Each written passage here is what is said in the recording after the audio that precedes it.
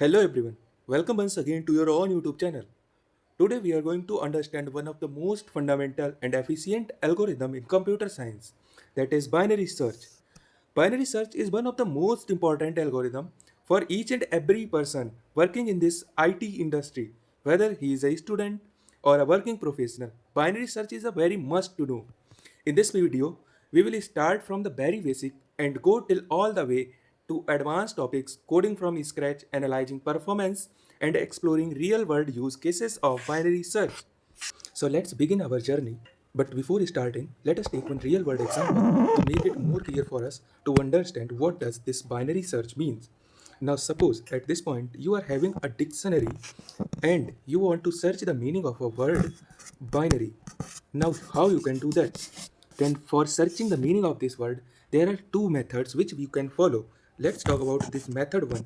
In this first method, you will take this word binary and will start to compare this word from the very first word which is given in the dictionary and will slowly move towards the next pages, reaching to the very last word written in the dictionary.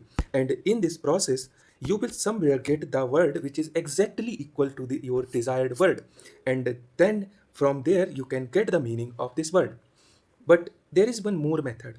In the second method, you will open the dictionary from the middle, will compare the word which are given over this page, and you will check if these words, suppose the first word given over there is dog, then you will compare. Here it is starting from B, but here over the page the first word is dog.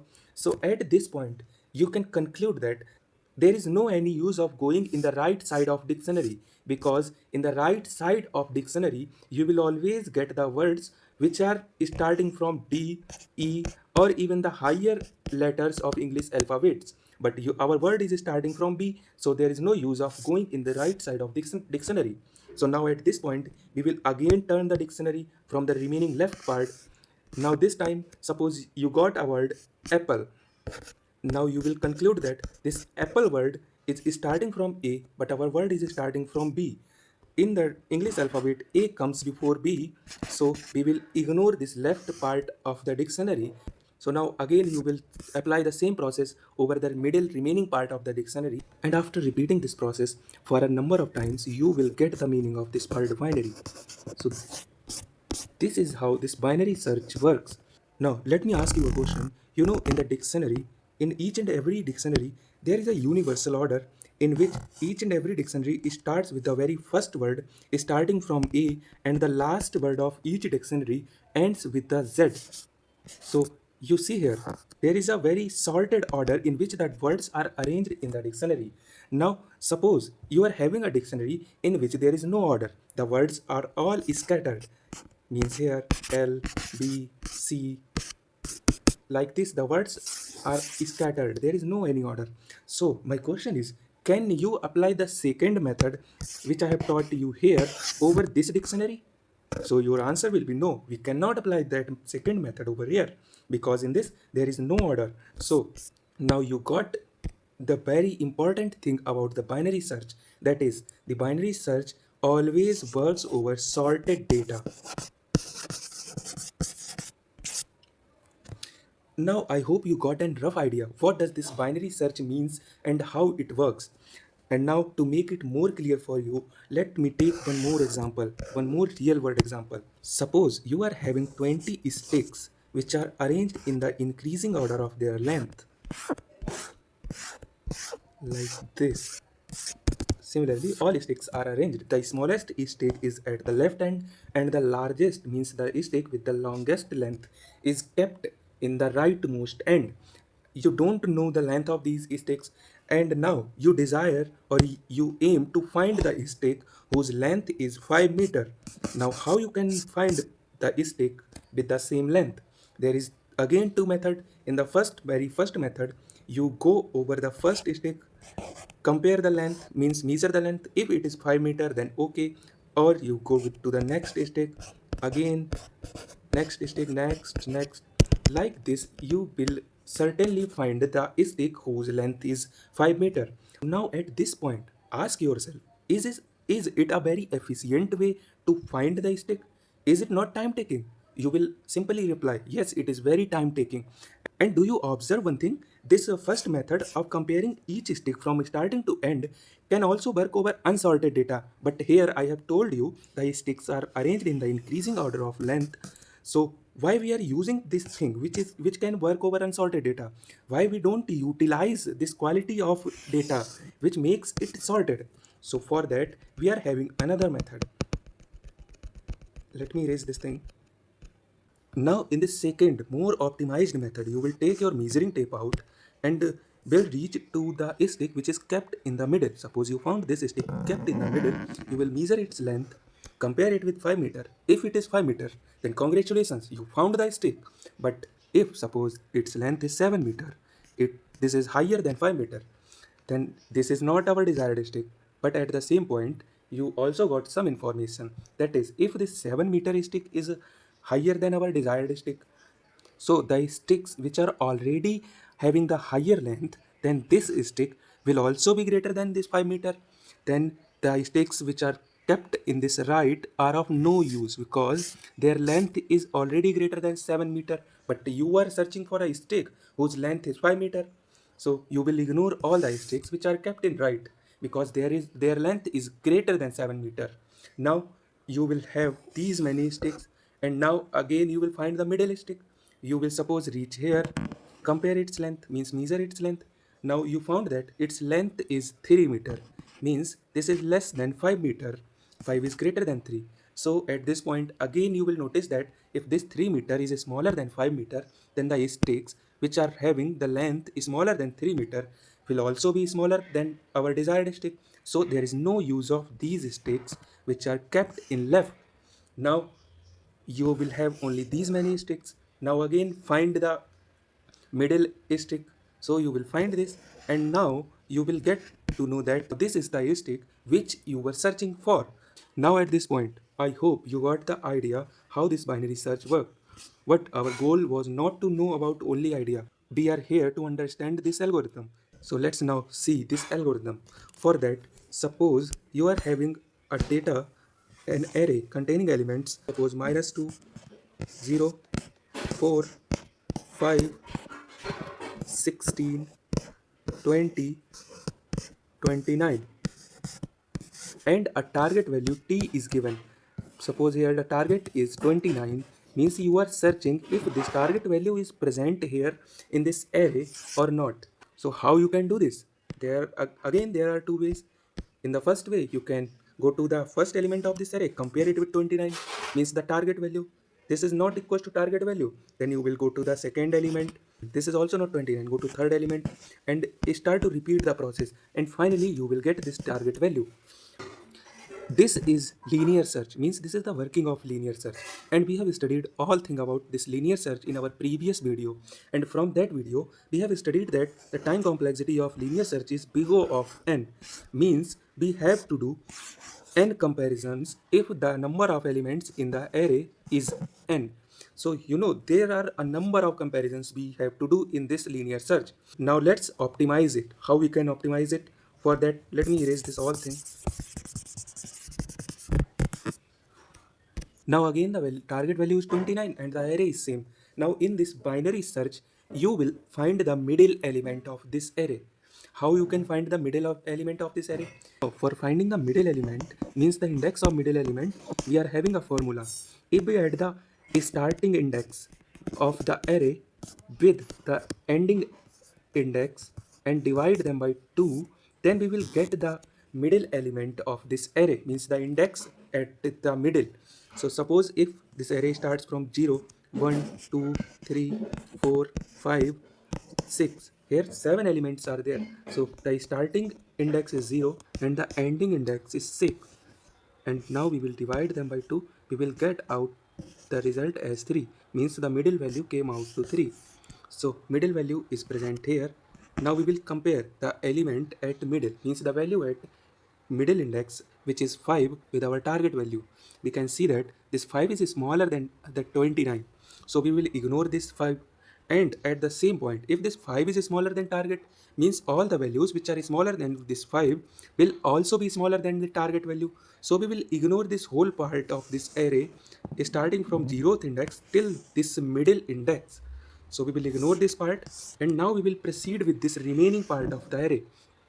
And now here we have to update certain things. Now first we will check if array mid, means the value at mid index is smaller than target. So what we have to do, we will update the value of start with mid plus 1. So our start will come here now, and now again we have to find the mid for this new array. So this time the starting is 4 and the end is 6. So 4 plus 6 divided by 2, it will come out to be 5. So 5 will be the mid element. So here 5 is present here. Now again we will compare this 20 with 29. So we can see 20 is smaller than 29. So we will ignore this 20, and while ignoring this we will also ignore this 16 because 16 is already smaller than 20 and 20 is smaller than target. So we will ignore this part of the array. Now we will proceed with this. Now again we will update our start value using this condition because array mid is smaller than target. So we will update our start with mid plus 1. So our start will come here, and now again we will find the mid, and this time the mid will come out to be 6, and we will get the array at mid is equals to target. So this is what we have to do in this binary search.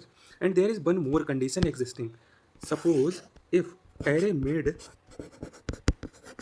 is greater than target, so in that case we will update the value of last index with mid minus 1. So this is how we can apply binary search over any given data or over any given array. So let's try to code for this binary search. Now to code for this binary search, I have opened the VS Code, and here I am creating a new file, binary. Now in this file I will first create the main class. In this main class first I will create the scanner.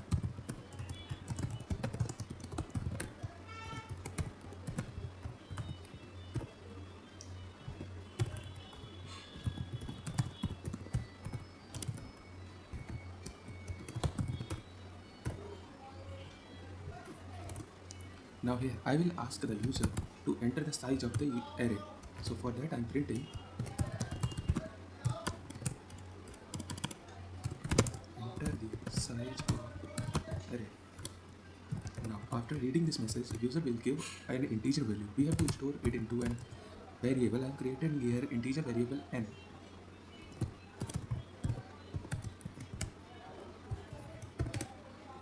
Now I have to create an array of integer type. I am giving it name ARR. Its size will be n. And now again I will print a message to user asking him to enter the element of the array. After reading this message, the user will enter the elements of the array. Now we will start a for loop starting from 0, running till I is smaller than n, and at each iteration I will be updated by 1. In this for loop, I will update the value at each index in array ARR with the new integer which the user will enter. In this line, again I will print a message for user asking him to enter the target value.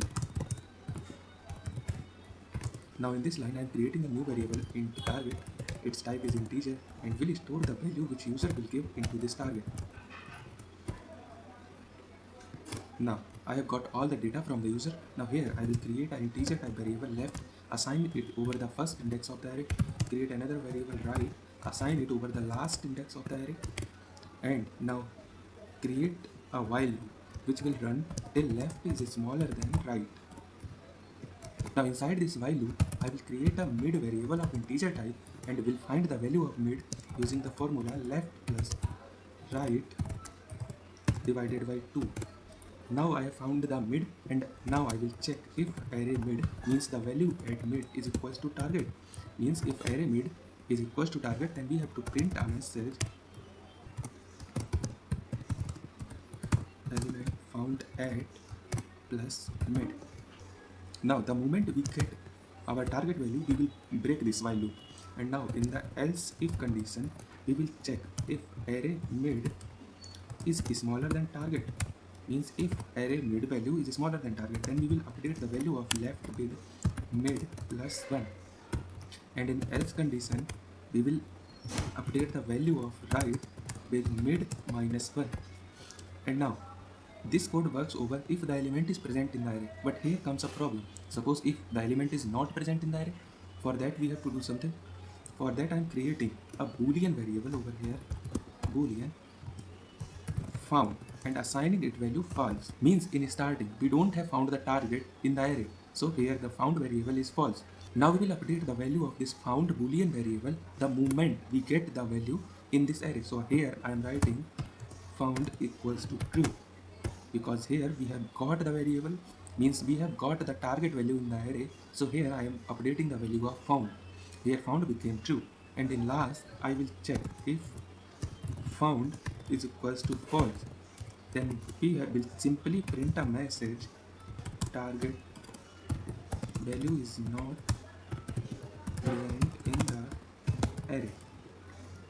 And in this if condition, if we are writing found double equals to false, it will work. But also if we write not found, it will also work. Both the things are same. Not found means found double equals to false. So now if I run this code,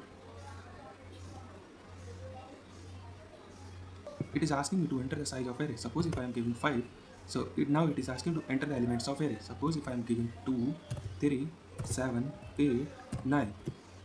Now it is asking me to enter the target. Suppose if I am giving it 7 as the target, it is saying that element found at 2 means element found at index 2. And we can see here the 7 is present at the index 2. Now we are running it once more, and now again I am giving 5, 2, 4, 6, 8, 9, and searching for a value which is not present. Suppose if I am giving it 5, it is saying that target value is not present in the array. So this is the complete code of this binary search. Now let's discuss about the time complexity of the binary search. Now to find the time complexity, there are three cases, means there are three ways to find the time complexity. The first case is best case. Now suppose if you are having an array consisting of some elements and a target value, and the target value is present in the exact middle of the array. The target is present here. So you will find the middle from this array and will compare this middle element with this target value, and you will find that both are equal. So in this best case, you are doing only one comparison, and after doing this comparison, you will get your value and will terminate. So in the best case, the time complexity of binary search is big O of 1, because we are doing only one comparison. Now the second case is average case.